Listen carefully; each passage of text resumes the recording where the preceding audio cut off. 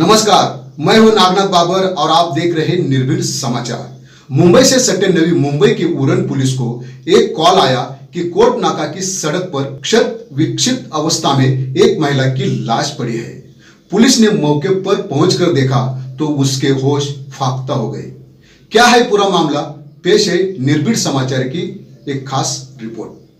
महाराष्ट्र में नवी मुंबई के उरण इलाके में 27 जुलाई को झाड़ियों में एक लड़की का शव मिला, जिससे पूरे इलाके में हड़कंप मच गया।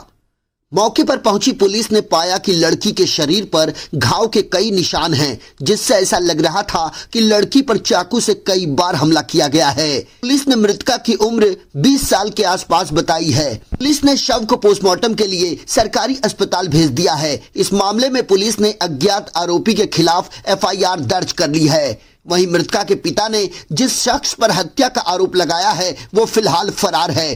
पुलिस को शक है कि एक तरफा प्यार के चलते हत्या की इस वारदात को अंजाम दिया गया है।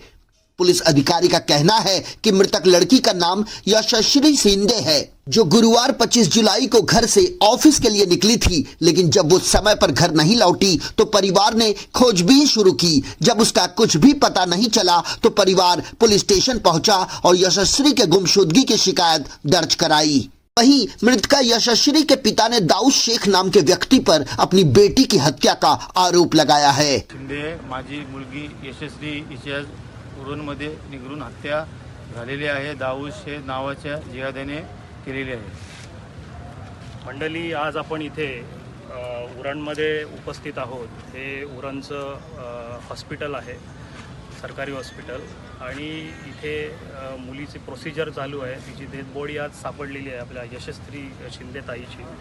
2019 मध्ये एक FIR झाली होती दाऊद शेख नावाच्या या जिहाद्यावर, आणि या जिहाद्याने आज तिचा सूड उगवला। त्याने तिला किडनॅप केलं, फसवलं, षडयंत्र केलं, काय केलं ते पोलीस इन्व्हेस्टिगेशनमधून शोधतीलच। पण ह्या जिहाद्याने त्याचा बदला असा घेतला की ताईचे तुकडे केले, ताईची केस कापली किंवा अन्य गुप्त अंगांवर तिने प्रहार केलेला आहे। इतकी राक्षसी वृत्ती, म्हणजे राक्षसही असे नव्हते, राक्षस हे बलात्कारीही नव्हते। तर हा एक सामूहिक गुन्हा घडलेला आहे। आणि दाऊद शेख नावाचा हा जिहादी इतके दिवस गायब होता, नंतर तो इकडे पुन्हा आला, त्यांनी षडयंत्र केलं आणि ताईला ट्रॅपमध्ये फसवलं, आणि आज तिची निर्गुण क्रूरतेने हत्या केलेली आहे। आणि ह्याला शब्दच सुचत नाही, कारण राक्षसांना आपण बदनाम नाही करू शकत। राक्षस असे नव्हते, राक्षस बलात्कारी नव्हते, पण ह्यांना फाशीची शिक्षा झाली पाहिजे। आज पहाटे 2:15च्या सुमारास उरण रेल्वे स्टेशनच्या समोर रस्त्याच्या पलीकडे एका झाडीमध्ये एका मुलीचा मृतदेह मिळून आलेला आहे। त्या अनुषंगाने आम्ही BNS कलम 103 प्रमाणे गुन्हा दाखल केलेला आहे।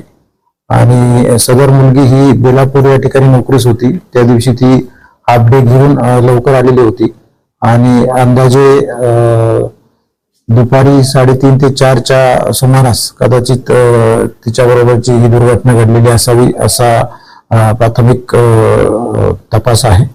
यापुढे आरोपी नक्की कोण आहे याच्या अनुषंगाने आम्ही सखोल तपास करत आहोत, आणि पुढील तपास चालू आहे। पुलिस ने बताया कि हत्या का मामला दर्ज किया गया है। फिलहाल आरोपी फरार है, मामले की जांच जारी है। क्राइम डेस्क, निर्भीड समाचार, नवी मुंबई।